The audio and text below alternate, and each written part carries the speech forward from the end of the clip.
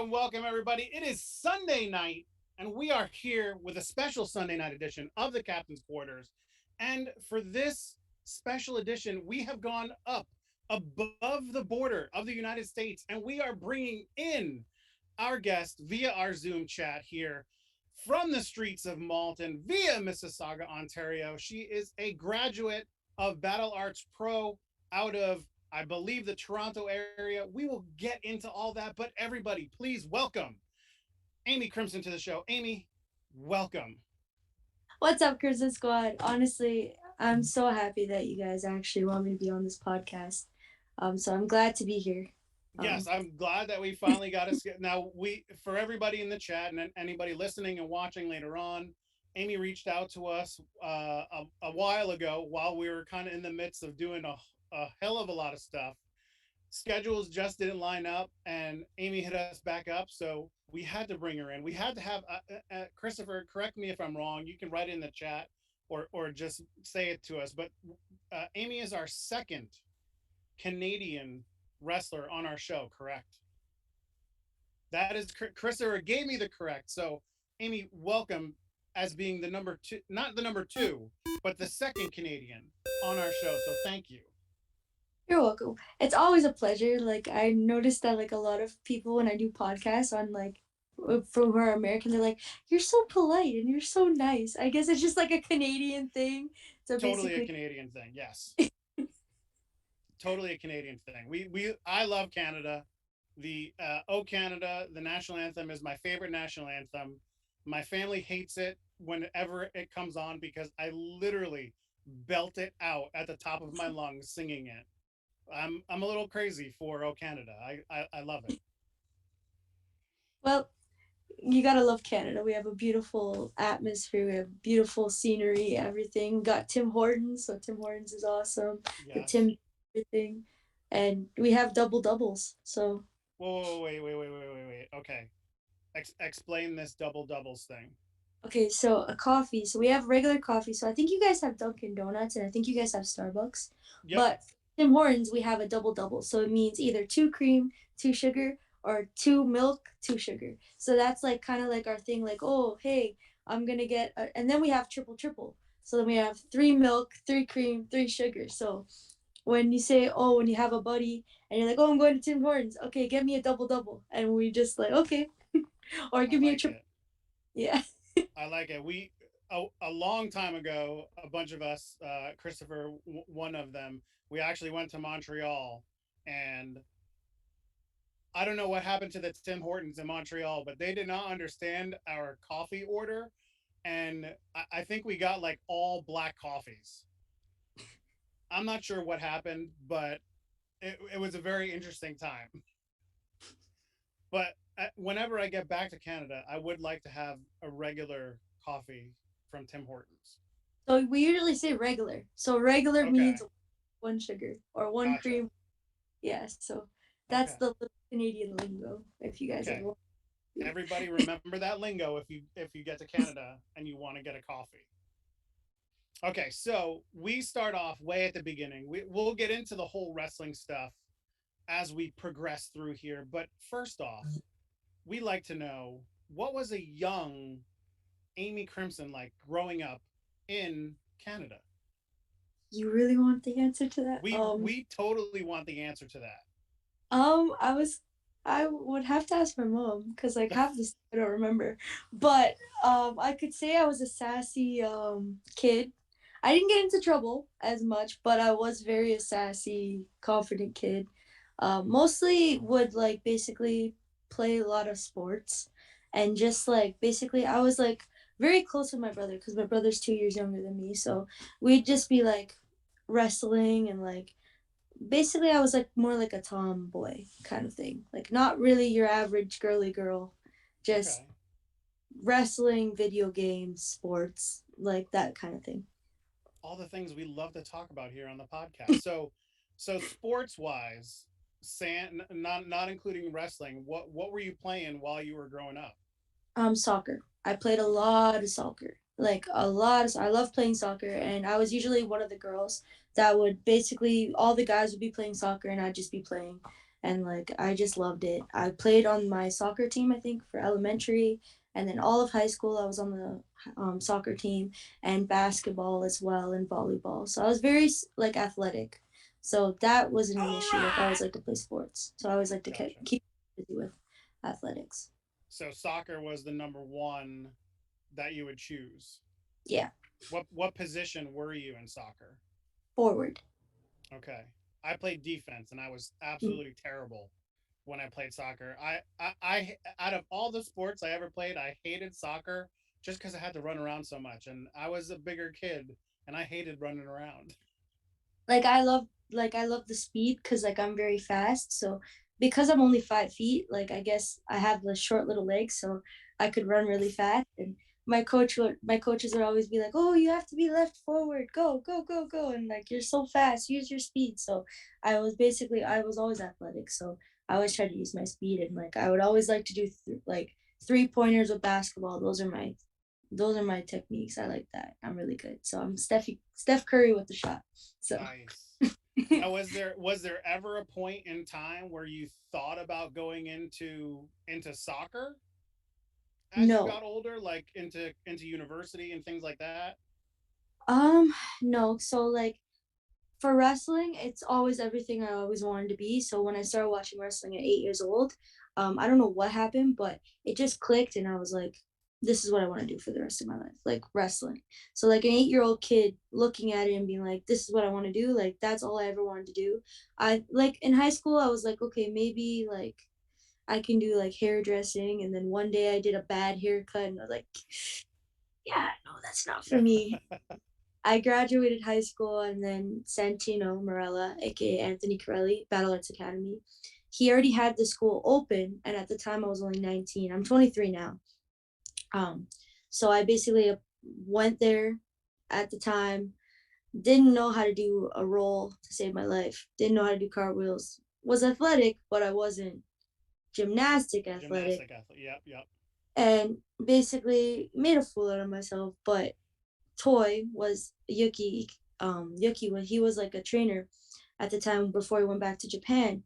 And he saw something in me and he's like, okay, if you promise me to like basically work hard and everything, I'll allow you in the program. So I was a 19-year-old kid and that's how I started wrestling. And I've been wrestling ever since, to be honest. Nice. Now, when I looked up battle arts, it seemed like was it like half like a mixed martial arts school and a half wrestling school? Well, I still go there. I haven't Okay. graduated. I still go there. I'm a former Battle Arts Women's Champion, and I do shows. The only thing is now there's new girls coming, so I'm more like of a vet and like someone to look up to basically like help the new girls out and stuff like that. I'm also like basically like I'm not just at Battle Arts, I'm also doing different shows as well. So it's basically like a different experience compared to when I first started. But yes, it is a mixed martial arts school. It's like a dojo. So within my pro wrestling training, I also train in judo. So I have my green belt in judo, which my sensei is Anthony Corelli, aka Santino Marella. So yeah. Something I did not know about Santino, that he was into judo and an instructor. Yeah, so he's my sensei and he has his black belt in judo, and it's one of the most funnest classes you can ever have. Like there's times where he's thrown me on the ground and I felt winded, and like it's a sucky feeling, like it sucks, but Hmm. at the same time like he makes you laugh while you feel winded, so it's pretty fun. And it's pretty fun. Like I don't think I could ever learn judo from someone else, to be honest. So now you said you were a green belt and Santino's a black belt. So I took a long time ago like American Kempo karate. So what's the belt progression from where you are a green to get to black now? So you have blue is the next one. Then you have your stripes, and then you have brown, red, and black. Okay. So I still got a long ways to go. So I'm halfway there. But to get your black belt, you need to do a Judo Ontario test and basically know all the names of the moves and how to perform all the moves, so that you can basically prove that you deserve to be a black belt. So you take a test, and I don't know if you take a practical test where you actually do all the moves, but then that happens, and then you get your black belt, and then you're able to be a sensei and teach. Nice. Any weapons training with judo?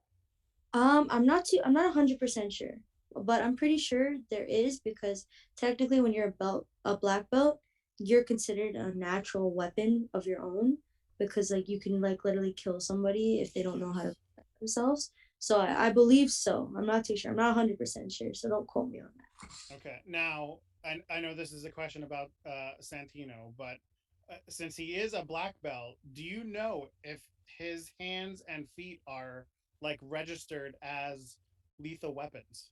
Most likely, I would believe so because he knows his stuff. He's really good at what he does, so I would believe so. I would have to ask him, but I can't quote that. I would have to Okay. ask No, no quoting everybody. So do not take that as gospel here. No, no gospel on Santino Anthony Corelli's hands and feet being lethal weapons. So now it sounds like you've been at Battle Arts for about 4 years training, and I think it's has it been about 2 years that you've been wrestling out of just out of Battle Arts? Yeah, so my first actual indie match was an all women's pay per view named Revolution. It was at the Don Koloff Arena Battle Arts Academy. And what happened was I was basically thrown into a main event, first indie show, first main event. I was the Battle Arts Women's Champion, and it was a tag team match. So I was tagging with Allison Kay versus Casey Spinelli and Rebel. Now, at the time I was only I think I was 21 or 20. I don't remember, it was that long ago. But I was a kid. I was literally the youngest in the locker room, the youngest in the main event. I was the greenest in the main event. I've only been training at that time for maybe only 2 years, Oh wow. and basically I felt like I was going to shit my pants. Like I'm not gonna I literally felt like I was gonna shit my pants because they were so experienced and I was so green, but they were so kind and they took me under their wing and they gave me so much advice that I'm gonna use for the rest of my career. It ended up being a great match, but I was so scared because I didn't know what to expect. Overall, they thought that I was gonna do bad, but I ended up showing them that I was actually really good. And they ended up pulling me aside at the end of the match and said, "You did great, kid." That was an amazing experience. And then after that, I've gotten so many opportunities because I've basically tagged with some of the greatest women on the indies today. So there Nice. was a great opportunity. I mean, you can't go wrong being the tag team partner of AK-47. I mean, you just can't. And not only in your first main event, but now you're in there with you know names. You're Yeah. not in there with just local people. You're in there with global and national Yeah. people there. So that's all. Now, if I remember correctly, unfortunately, you guys did not come out on top and win that match. But technically, I was double teamed. So Yes. that's my fault. I was double teamed, and that's not fair. They should have been counted out. And I will attest to that for the rest of my life. But I ate the pin. So I have to be humble and say, yeah, I did. That's okay. Now, Battle Arts Pro, you were a former women's champion. How long did you hold that title for? Now, due to COVID, what happened was I had to relinquish the title. So technically, I never lost it. I just had to relinquish Oh, it. So I held it for, I believe, November of 2019 to September of 2020. okay. So now, yeah, with COVID and everything, I'm assuming, and I know that Canada was in a pretty hard Yeah. lockdown. So, were you guys able to train at all? Like, go to the gym, do anything like that? When it was a lockdown, no. So it was against the law to go and train privately. There'd be bylaw officers and everything. Like you couldn't do group training. Like now the restrictions are a little released and they're a little like better, but we Mm-hmm. still have restrictions. We still have capacity limits. We still have mask mandates. We still have all those things. Um, hope Thank God now we're allowed to do shows and stuff. But for now, like I've been just taking my time to get back into training and stuff, and like hopefully I can return into the ring by spring of 2022. That's my goal. Nice. But since like I'm not wrestling, like I've been mostly just trying to build my brand, try to get my name out there, try to basically get people to know who Amy Crimson is, and hopefully just like better myself. So like get better gear, like better character work, work on like things that I needed to improve before, like before the COVID like Yeah. pandemic. So when I come back, I'm better than ever. That's the goal. Doing all that homework beforehand is definitely, I mean, now that you unfortunately have the time to do that, Yeah. it's a good time to work on it. So now let's talk about the name Amy Crimson. Now, when I hear that name, I hear in my mind, I'm thinking this girl is going to kill me. Crimson, red. I'm thinking blood. I, I don't want to get into the ring with this person. And Yeah. in watching some of your matches, the crowds love you. They love you. And like you have a very bubbly personality. Yeah. However, I get what you said earlier about growing up, you had a little bit of sass, and that sass definitely comes out. So how did you kind of land on Amy Crimson and getting that badass persona into the ring? So it was basically like I never had a practice match before, and I never had a match in front of people. So it was, I believe it was a show. It had to be Summer Sizzle of August of, I believe, 2017, because that's when I debuted. And we were in need of girls, and I was only training for 2 months. So there was a little kid's birthday party, and Anthony, I'm going to be saying Anthony a lot, but everyone should know it's Santino Marella. So Anthony basically, he pulled me aside. He's like, "You've been training for 2 months. I see you improve. I'm going to throw you into a match with a girl, another pro wrestler named Natalie Bramwell." So I'm like, okay. So at the time, I've never had a match in front of anyone. I didn't even have a name at that point. He literally just gave me a white babyface name, Amy. And I'm like, okay, I'll run with it. The crowd loved me. Here's Amy. Yeah, Amy, that's it. So the crowd loved me. The kids loved me. I improved. I was good enough. So he threw me into the match. It's 5 minutes before match time. So we're up in 5 minutes. And Bianca Corelli, his daughter at the time, she's training, but she wasn't in the match. She was doing, I think, announcing.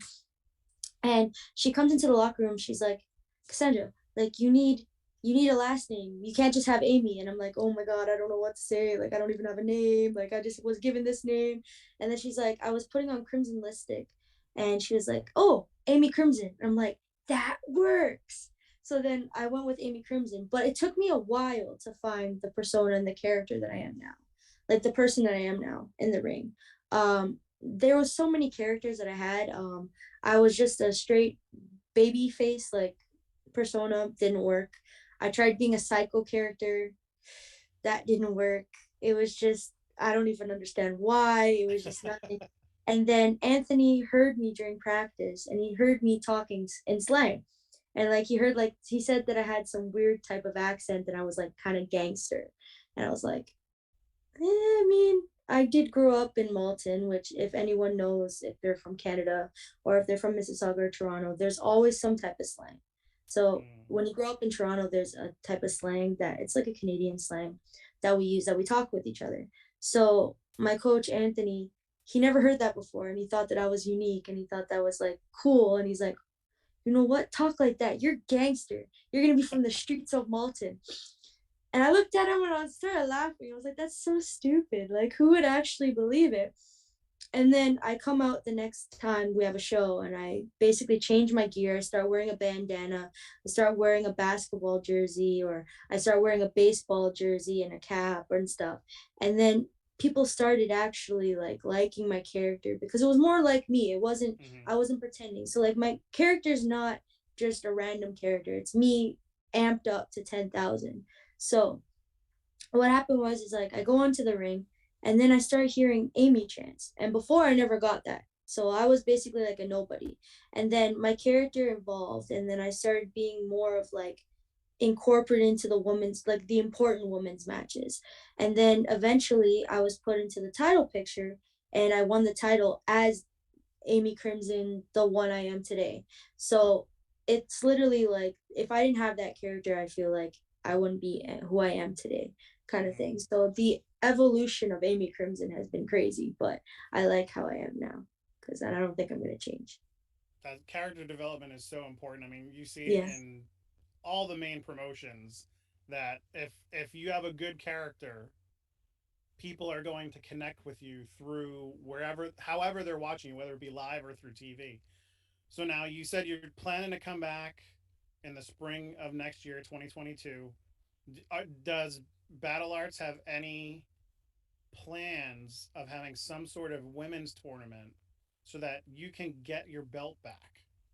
See, the thing is that when I come back, I want to, regain and be the only two-time Battle Arts Women's champion.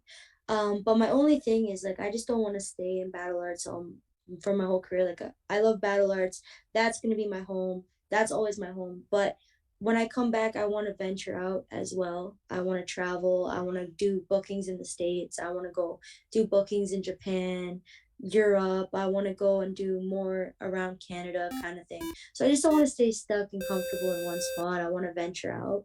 And as well, like I want to do more podcasts like as well. Like how like during the pandemic I was like on a podcast with Vince Russo and I never thought that would ever happen. I guess Amy Crimson it was intrigued him. So like it's just from the start from where I started, I've gained so much confidence. So it's like the character is what I love about the wrestling and just Mm-hmm. in general, it's just I feel like I'm a little kid living out their dream because this is how has been my dream forever. So the fact that where I started to where Vince Russo wanted me to be on a podcast, I was like, oh my God, like I didn't make it, but I'm like starting to live out my dream because it's panning out as I wanted to, kind of thing. I'm not done yet. I still have so much I want to accomplish, but just some of the accomplishments, the fact that I've accomplished so much within the 4 is so cool. Oh, I think we lost. Oh, there you go. So now you mentioned you started watching wrestling around 8 years old. Who were the people that kind of caught your eye when you were watching on TV? So I started watching it. So I'm 23 now. So I started watching it around 2007, 2008. So it was mostly mainly John Cena, Triple H, Batista, all of them. And let me tell you, as a girl growing up watching wrestling, it was more like a guys dominated thing. So when boys at school would be talking about wrestling, I would be the only girl that would go and talk about wrestling. And then they would try and debate with me. And listen, you can't debate with me with wrestling. I was like religiously watching, like wrestling was my Bible. Like I Mm-hmm. literally watched it 24/7. I didn't miss a Raw, SmackDown, ECW, pay-per-view. I was on that. So the thing is that like John Cena was mainly the main like wrestler that I looked up to. When I started watching wrestling, like it was like 2007. So the girls weren't as established as Yeah. wrestlers as they were now. They were mostly just doing bikini contests, pillow fights, and like just sexualized. Yeah. So I didn't really care too much about the women because there was great talent and just they weren't utilized as much as they are now. So I was mostly like watching Randy Orton and Edge and Chris Jericho, the Canadian greats, like kind of thing. And then basically when I started training, I started looking into the ruthless aggression era and I started watching Eddie Guerrero's work. And Mm-hmm. Eddie Guerrero is someone to look up to if you want to be a wrestler. Like his promo work was good, his wrestling was good, his technique was good. Like it just that's the wrestler that I look up today and like kind of like idolize because he's like one of my favorites after watching his work and stuff. Top notch person to look at as someone that you want to be at some point in your career. Mm-hmm. So now training wise, what do you think was the biggest thing that you took from training, from Santino, Anthony? Um, the best thing that I took from Anthony is that he said basically be yourself, but also respect every single person that you come in contact with, even if it's a cameraman or it's literally somebody that's ringing the bell or it's the sound guy. Don't be disrespectful. Like respect them as much as you would respect they would respect you, kind of thing. He said, don't have boo boo face. Don't make a scene. Just be yourself, polite, and people will recognize your work. And he's always told us that there's always going to be people that are jealous of you, There's always going to be people that are going to tell you that you don't work as hard as them or this and that. But he said, don't let that take it, like, put that in your head where the negativity, just take the positive and just run with it. Because at the end of the day, the job that when you work for WWE, you're working for paradise. Like, you're literally getting paid to wrestle, work out, and travel the world. So the sacrifices that you make now aren't even going to like be close to what you would lose when you're a wrestler. Yeah. So now, if anybody has ever watched WWE, we know that Anthony Santino is a very funny guy. He had that portrayal in the ring. Now, can you tell us any funny stories that had happened while you were training there? So there's lots. If you guys know Anthony, Anthony is one of the funniest people of life. His character and him are completely the same person. Like, they are literally like the same.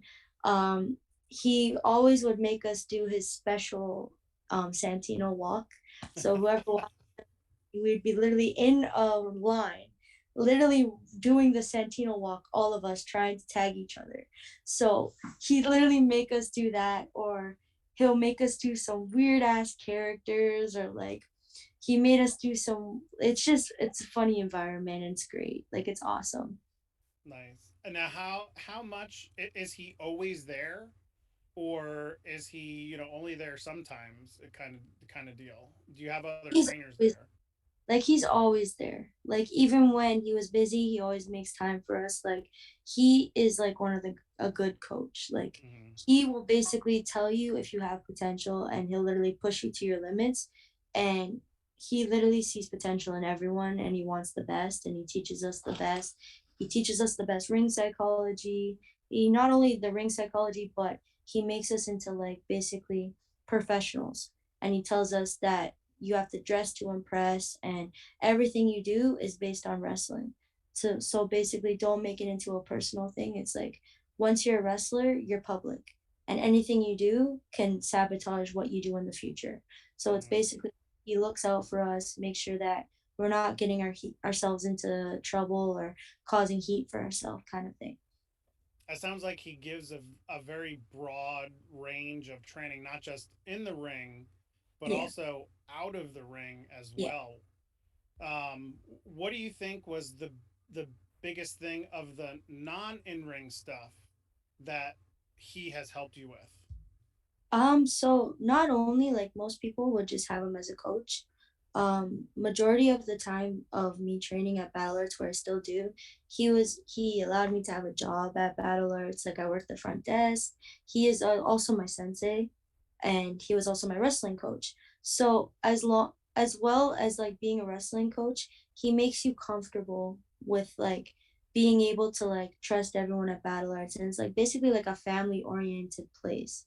So the Hmm. fact that we're able to all be like a family and care for each other and look out for each other, that's what I got out of not even training. So it's like, it's a great atmosphere at Battle Arts. Like, you feel safe, and you know that it's a judge free zone kind of thing. So you're able to help each other. And like, if you see one person slacking, you talk to them and basically say, hey, like, you got to pick it up, and we'll be here for you if you need anything.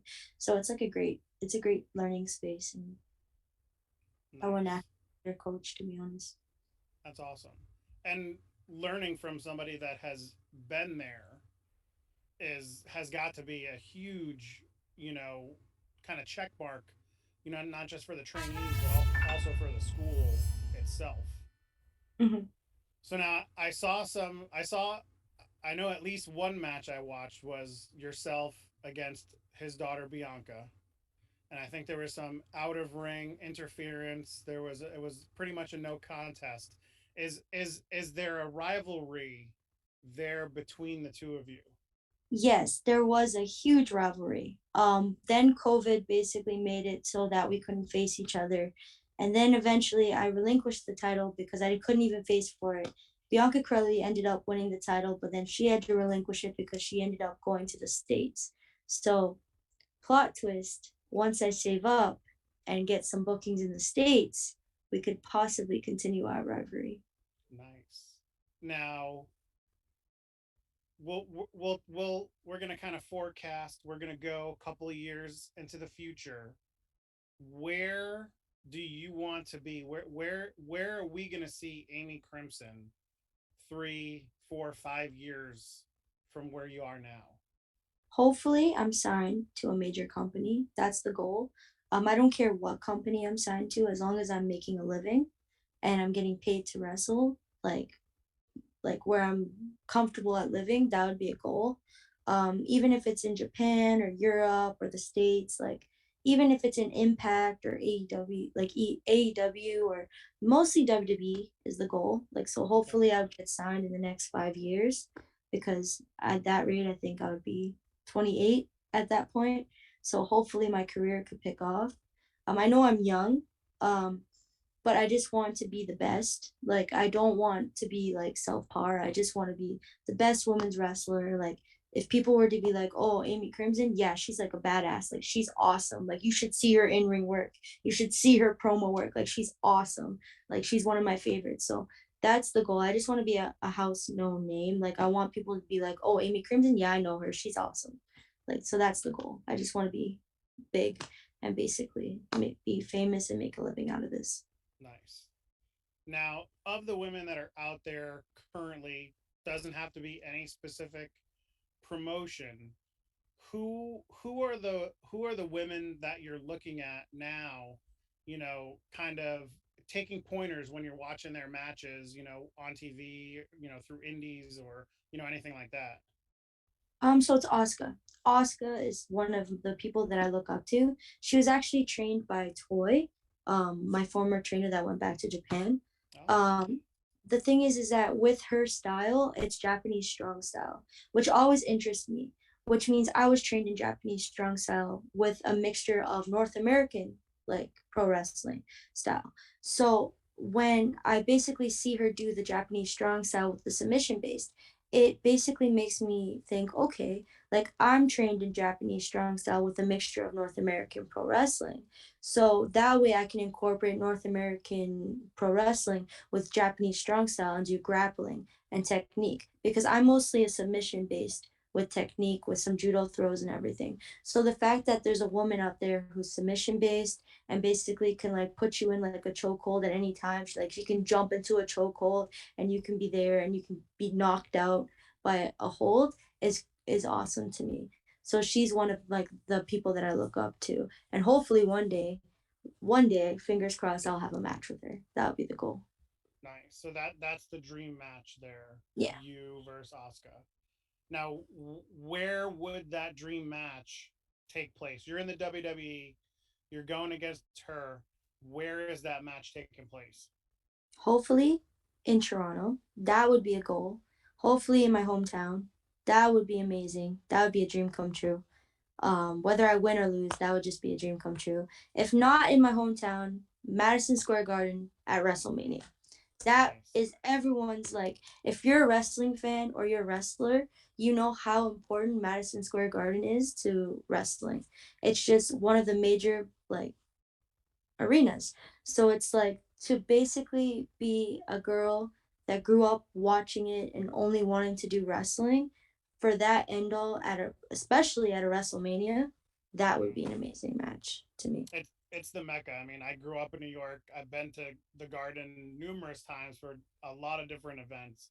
So been there for wrestling events. It definitely there's a whole different atmosphere when you go to the Garden compared to anywhere else. Really, Mhm. it's in my mind, it's the pinnacle of arenas that you would want to be at if you're a wrestler. Mhm. Okay, so let's step out of the ring a little bit. So now, outside of wrestling, what are you doing for fun? You had some time off with unfortunate time off with the pandemic. So outside of wrestling, what are your interests? So I'm into fitness. I actually got my personal training certification during the COVID Congratulations. pandemic. So I've actually I'm a group personal trainer at an F45 in Canada. So I'm a personal trainer on my like by day personal trainer, by night wrestler.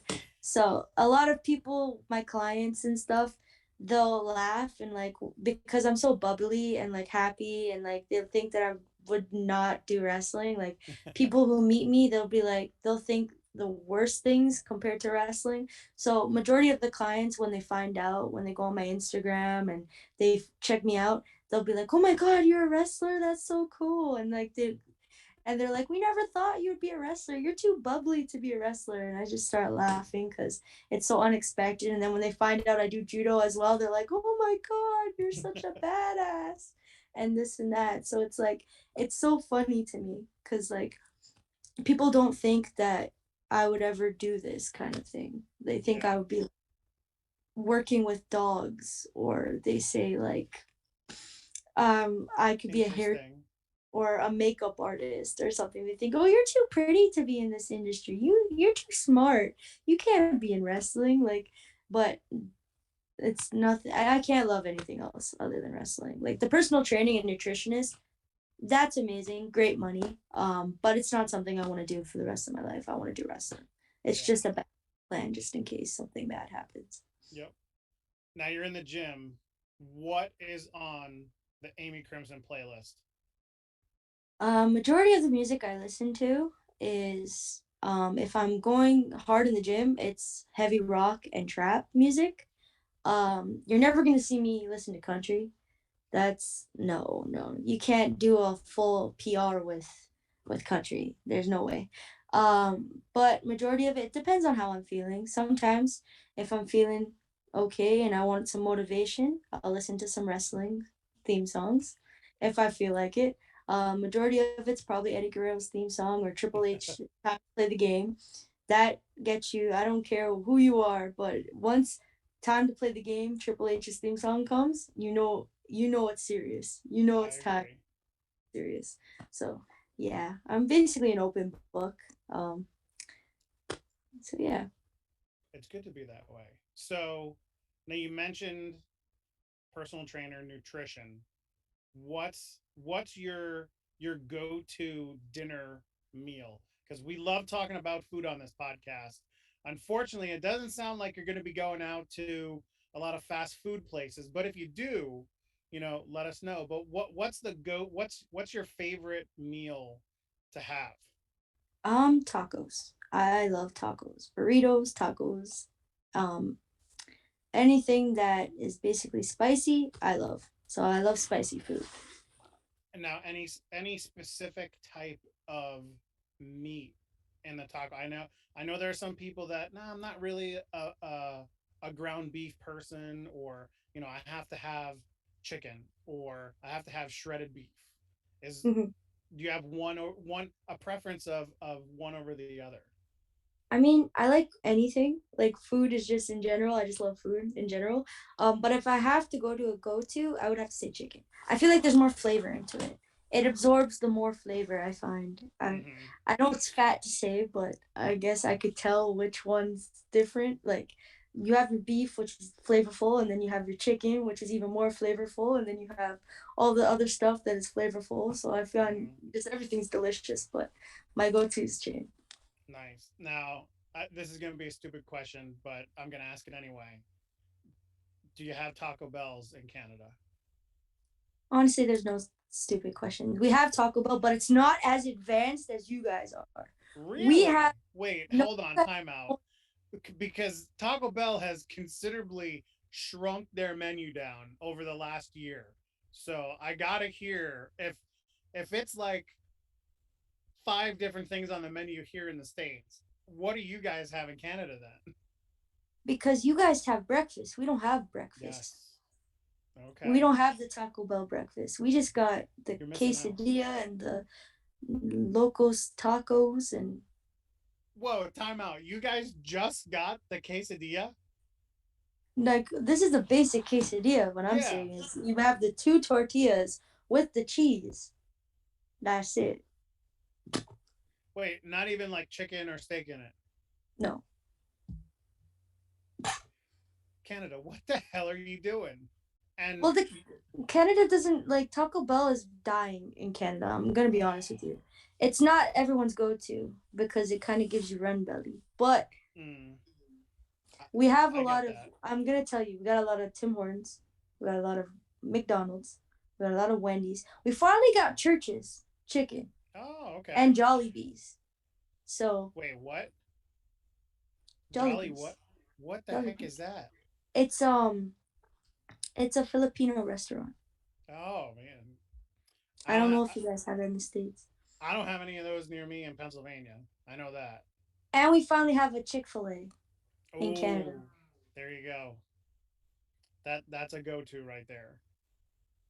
That's a go-to. So I know McDonald's always tailors their menus to where they are in the country and everything. So what is a special item on the McDonald's menu I in feel like Canada? you already know this, but you don't want to ask.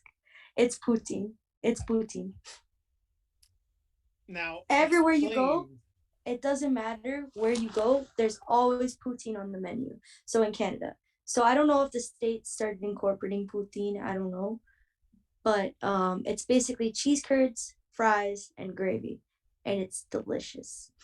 See, now I've had fries and gravy before, but I have never had full fledged poutine. And it is a Canadian delicacy. Yes. So we have the cheese curds, the gravy, and the fries, and then we have maple syrup, and we have Canadian bacon, which is like basically like back bacon, but it's better than regular bacon. And just Mm-hmm. we have ketchup chips, and we got Ketchup chips, like ketchup flavored potato chips. yes, Okay. ketchup chips. Okay.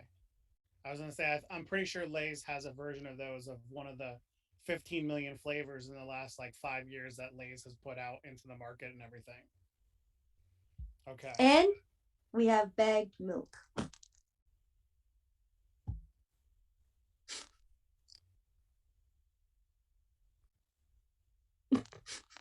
Timeout. I gotta throw the flag. So like you go to the grocery store and you get a bag of milk. So we have a pack of four that comes in individual bags. So it comes in a blue bag that has 2% or 1% or whatever, and then it has four individual bags. And then you have to buy like basically a container to put the milk in. So you basically have like, and then you have to cut the bag, and then the milk comes out of the bag. So we have bagged milk. So you don't have like there's no like hard like not hard containers, but you can't even get like and you can't even get like a container of Well, milk. there's jugged milk. We have jugged Okay. milk, but Okay. it's more expensive than the bagged milk. So majority of the people buy bagged milk, and then they just buy a little container and they just To pour put it it, in. and it's more convenient. It's like you just put it in the bag. Interesting. And the things you don't know about other countries. And we have bagged chocolate milk. So we have bagged chocolate milk and regular milk. Are you a regular milk or a chocolate milk fan? If you I don't drink drink milk. milk. I Okay. drink almond milk. I'm more Oh, of an almond milk person. okay. Nice. Nice. I like that. Okay. So let's see. We're running. We're coming down to about the last 15 minutes here. So we already know what your dream match is. We know where the dream match is happening. If you had to tag with somebody, and it could be now or past, who would you choose as your tag team partner? So I would pick either Victoria or Lita. Okay. Victoria and Lita have like, and or Trish, one of those three. Those women were icons. I don't care what anyone says. I don't care. They were there in the wrong era, I believe, because they I'm were with you. too damn good for what they had to go through. That's what I believe. You got Lita that had a moonsault. You had Victoria that had a Black Widow, where you had girls that couldn't even fight, and then you had Trish Stratus that was doing like basically high moves, like basically doing the DDT off like the ropes and Yeah. stuff. And like I just feel like they weren't as established as they should be. Like if they were today in today's like wrestling, like they would fit in because they were that damn good. And then people wouldn't even like be complaining because at the time it was more sexualized. Now it's like wrestling. So it's easier for the women today to get recognized as a wrestler compared to what they had to go through.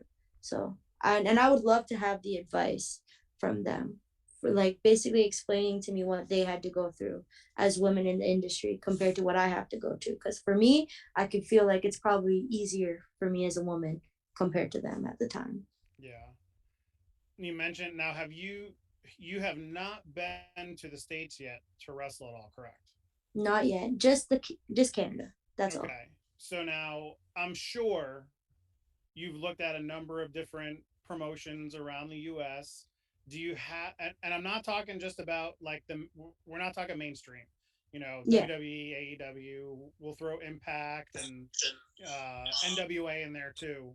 Yeah. So of the traditional independents, do you have a top three of, I have enough money, I want to travel to these three promotions? What are they? Um, so my major three is Mission Pro Wrestling, the all women's wrestling Nice.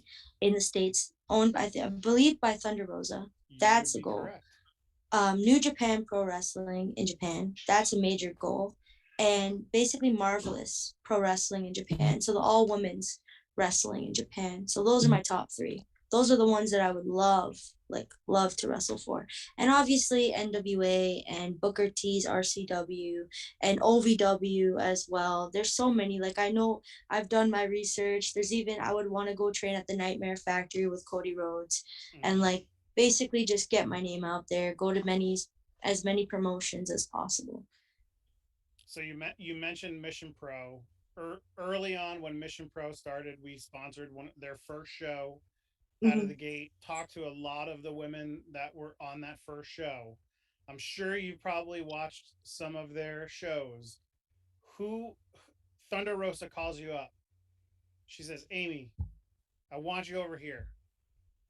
Who do you want to fight?"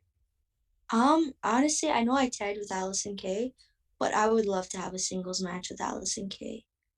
Like that would be amazing. Like she would probably give me so much advice, as well as I would also want to have a match with Thunder Rosa because she's so Mm, experienced and she's good at what she does. So I would yes. love to. And then there's also another woman, Masha Slamovich. Oh yeah. I would love to face her. I actually became like not close, but I know of her and she knows of me because I met her at the Revolution pay per view. Nice Okay. woman, so nice. So I would love to have a match with her. I feel like that would be good. Nice. Okay, so Thunder, I know you're watching. So let's when everything comes back to normal and Amy's ready to fight, we need one of those three to get lined up. Come on. Make it happen.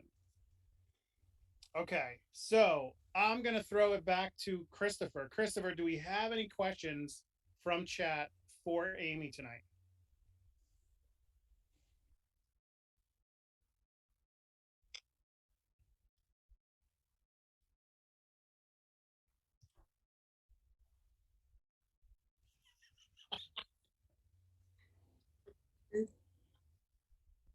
Mute myself. So the real thing that we have to worry about is, does almond milk come in a bag as well?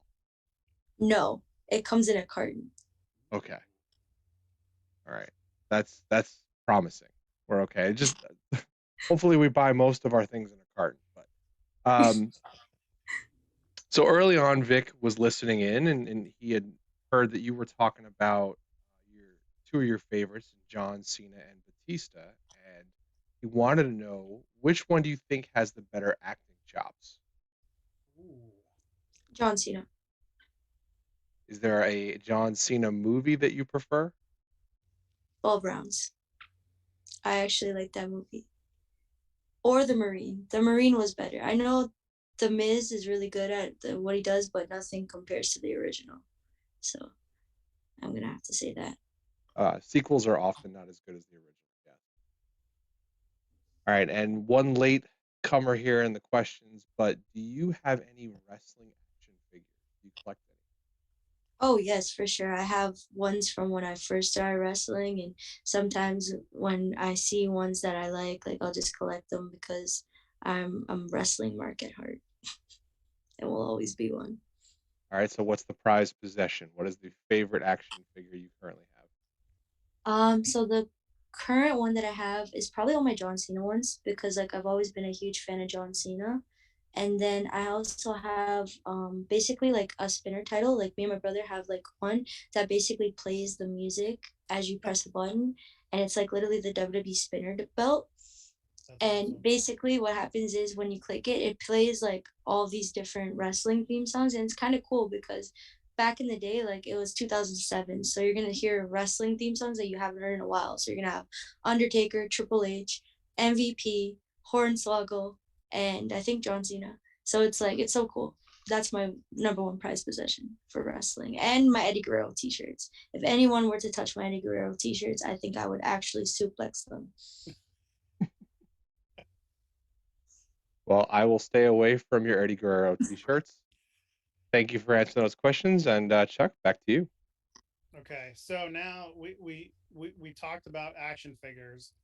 Val, who does a bunch of interviews on our channel, always asks if you had an action figure of yourself, what kind of what would the three sayings that you would have with it? And I'm butchering this question, Val, so I apologize.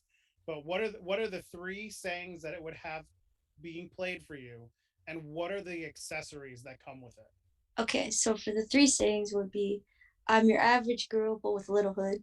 And then I'm from the streets of Malton. And then I'm the baddest bitch here. That would be my three ones. And then it would come with a cap. And then it would come with a little baseball like jersey. And then it would come with like a little bandana that says Amy Crimson. So Nice. Okay. So Val, I'm sorry that I butchered your question. I will get better, but you butcher our Oreo question every single time you say it. We'll get to the Oreo question in a second. But if you could travel back in time and talk to a 10-year-old Amy, what kind of advice would you give her? I would say literally like whatever you're feeling, you're literally going to be end up doing this. So whatever decisions you make sure that they're good. I would probably tell her make sure you bench because it's not easy. Make sure that you're physically capable of doing this because it's hard on your body. And like just make sure that you stop eating McDonald's because it's not gonna help you in the future. You're just gonna end up being winded when you try to run the ropes. So yeah, that would be my advice. Nice. Okay.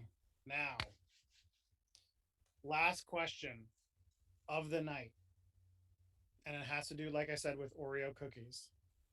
Now, we have to know, are you on team single stuff? The original single layer Oreo cookie?